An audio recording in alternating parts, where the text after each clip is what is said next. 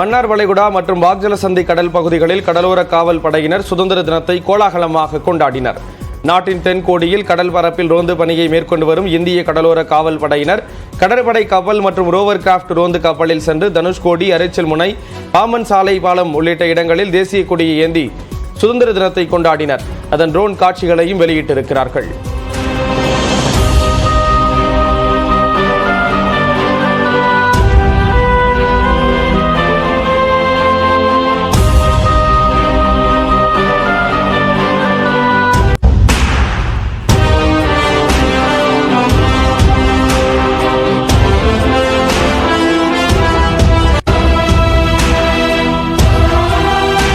கோவையில் உள்ள 110வது காலாட்படை பெட்டாலியன் சார்பில் சுதந்திர தினத்தை ஒட்டி திரங்கா இருசக்கர வாகன பேரணி நடைபெற்றது. இதில் 80க்கும் மேற்பட்ட வீரர்கள் இருசக்கர வாகனங்களில் தேசிய கொடியை ஏந்தியபடி தேசபக்தி பாடல்களை ஒலிக்கவிட்டபடி முக்கிய சாலைகளில் பேரணியாக சென்றனர்.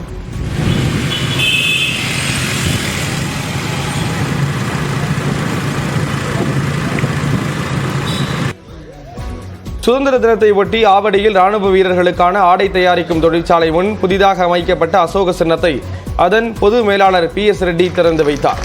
இந்த அசோக சின்னத்தில் ஹிந்தி, தமிழ், ஆங்கில மொழிகளில் சத்தியமேவ ஜெயதே என எழுதப்பட்டிருந்தது.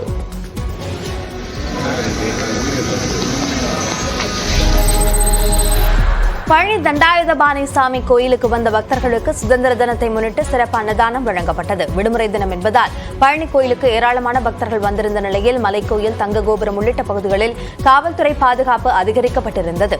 மேலும் அடிவாரம் குடமுழுக்கு நினைவரங்கத்தில் பக்தர்களுக்கு வடை பாயசத்துடன் அறுசுவை உணவு அன்னதானமாக வழங்கப்பட்டது. ஆயிரக்கணக்கான பக்தர்கள் அன்னதானத்தை ருசித்தனர். ஏராளமானோருக்கு வேட்டை சேலைகளும் இலவசமாக வழங்கப்பட்டன. புதுக்கோட்டை அருகே கருவில் இருக்கும் குழந்தை ஆனா பெண்ணா என்று கண்டறிந்து கூறிய மருத்துவரை கைது செய்ய கோரி மக்கள் சாலை மறியலில் ஈடுபட்டனர். மஞ்சு விடுதியைச் சேர்ந்த கலைமணிக்கு ஏற்கனவே 2 பெண் குழந்தைகள் உள்ள நிலையில் 3வது முறையாக கர்ப்பம் தரித்துள்ளார். இந்நிலையில் தனது தோழியுடன் பொன்னமராவதியில் உள்ள தனியார் மருத்துவமனையில் கருவில் இருப்பது ஆனா பெண்ணா என கண்டறியும் பரிசோதனை செய்தார். அப்போது கருவில் இருப்பது பெண் குழந்தை என தெரிய வந்ததும் கருக்கலைப்பு செய்ய முயன்றபோது கலைமணி உயிரிழந்தார். இதையடுத்து அவரது இறப்புக்கு காரணமான மருத்துவர் மீது நடவடிக்கை எடுக்க வேண்டும், மருத்துவமனைக்கு சீல் வைக்க வேண்டும் என வலியுறுத்தி உறவினர்கள் போராட்டம் நடத்தினர்.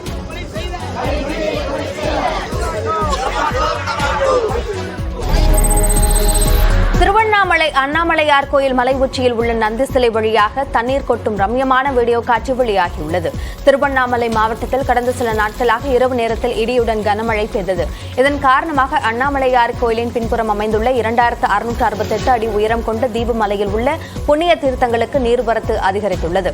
குறிப்பாக மலையின் மையப்பகுதியில் அமைந்துள்ள நந்திவாய் தீர்த்தத்தில் மூலிகை நீர் வெளியேறி மலையில் உள்ள பல்வேறு புண்ணிய தீர்த்த சுனைகள் நிரம்பி வருகின்றன.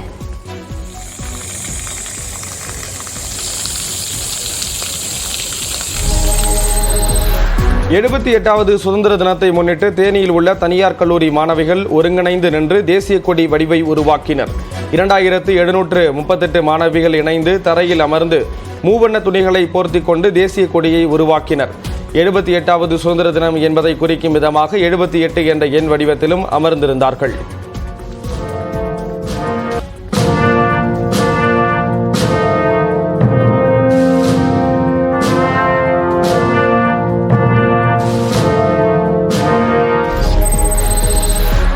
தமிழ்நாட்டில் பேருந்து கட்டணத்தை உயர்த்தும் திட்டம் இல்லை என்று போக்குவரத்து துறை அமைச்சர் சிவசங்கர் திட்டவட்டமாக தெரிவித்துள்ளார்.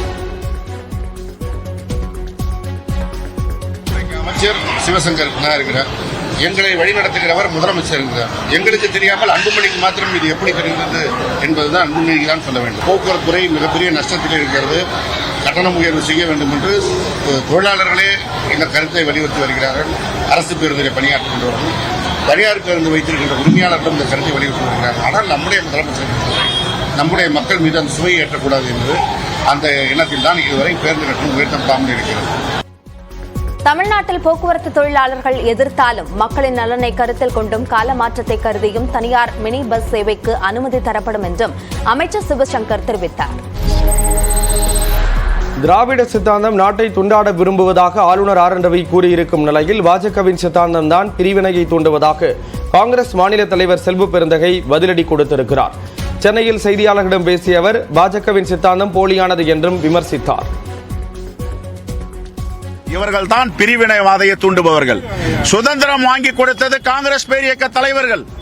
ஆனால் இன்றைக்கு சொந்தம் கொண்டாட துடிப்பது RSS, சங் பரிவார், பிஜேபி.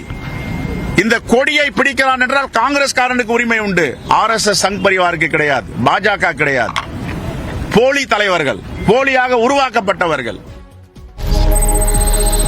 விக்ரம் நடித்த தங்கலான் திரைப்படம் வெளியானதையொட்டி திரையரங்குகள் முன்பு அவரது ரசிகர்கள் பட்டாசு வெடித்து கொண்டாட்டத்தில் ஈடுபட்டனர். இயக்குநர் ரஞ்சித் இயக்கத்தில் நடிகர் விக்ரம் நடிப்பில் தங்கலான் திரைப்படம் உலகம் முழுவதும் தியேட்டர்களில் வெளியானது. அந்த வகையில் திருச்சி மத்திய பேருந்து நிலையம் அருகே உள்ள சோனாமீனா திரையரங்கில் தங்கலான் படம் திரையிடப்பட்டது. படத்தை பார்க்க விக்ரமின் தங்கலான் கெட்டப்பில் சில ரசிகர்கள் மேலாடை இல்லாமல் அரங்கிற்கு வருகை தந்தனர். அவர்களை திரையரங்க நிர்வாகம் உள்ளே அனுமதிக்க மறுத்தது. பின்னர் அவர்கள் முழு ஆடை அணிந்த பின்பே திரையரங்கிற்குள் அனுமதிக்கப்பட்டனர்.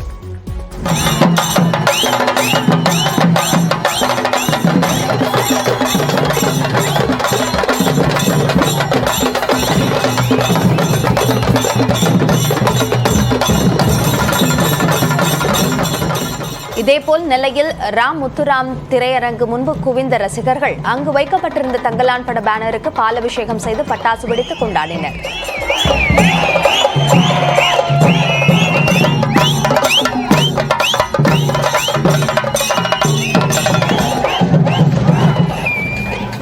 சென்னை அம்பத்தூரில் உள்ள திரையரங்கில் தங்கலான் படத்தை இயக்குநர் ப. ரஞ்சித்தின் குடும்பத்தினர் கண்டு ரசித்தனர். இந்த படத்தில் விக்ரமின் மகளாக நடித்த குழந்தை நட்சத்திரம் யாழ்னியும் படத்தை பார்த்தார். என் பையன் ரஞ்சித்து ரொம்ப கஷ்டப்பட்டு எடுத்தான், நல்லா இருக்கு படம். ரொம்ப வெயில் அடிச்சுது, அப்பனா கூட நல்லா ஜாலியாக தான் இருந்துச்சு ஷூட்டிங். ஆனால் படத்தில் பார்க்கும்போது கொஞ்சம் ஹார்டாக இருந்த மாதிரி இருக்கும். செம்ம சூப்பராக இருக்கு படம். முதலமைச்சரின் அமெரிக்க பயணத்தில் பல்வேறு முதலீட்டுக்கான ஒப்பந்தங்கள் கையெழுத்தாக உள்ளதாக அமைச்சர் TRB ராஜா தெரிவித்திருக்கிறார். சென்னை பாரிமுனை குமாரசாமி திருக்கோயிலில் நடைபெற்ற சமபந்தி விருந்தில் கலந்து கொண்ட பின்னர் செய்தியாளர்களிடம் பேசிய அவர், திமுக ஆட்சி பொறுப்பேற்றது முதலே தொழில்துறை மீது முதலமைச்சர் கவனம் செலுத்தி வருவதாக கூறினார். அடுத்த கட்ட வேலையாக இப்பொழுது அமெரிக்க நாட்டுக்கு செல்லவிருக்கிறார். எனவே 27 அன்றைக்கு மாண்பு முதலமைச்சர் அவர்கள் புறப்பட்டு அங்கே அமெரிக்காவில் மிக முக்கியமான பல நிறுவனங்களை நிறுவன தலைவர்களை சந்திக்க இருக்கிறார். பல புரிந்துணர்வு ஒப்பந்தங்கள் அங்கே கையெழுத்திடுவார். பாஜக கூட்டணிக்கு வருமாறு தமிழக வெற்றிக் கழக கட்சித் தலைவர் விஜயை அழைக்க மாட்டேன் என்று நடிகை குஷ்பு தெரிவித்துள்ளார். சென்னையில் பாஜக அலுவலகத்தில் நடந்த சுதந்திர தின விழாவில் பங்கேற்ற பிறகு நியூஸ் 18 தமிழ்நாடுக்கு பேட்டி அளித்த அவர், பாஜகவில் கட்சி பணியாற்ற வேண்டும் என்ற ஒரே நோக்கத்தில்தான் தேசிய மகளிர் ஆணைய பதவியை ராஜினாமா செய்ததாகவும் விளக்கம் அளித்தார்.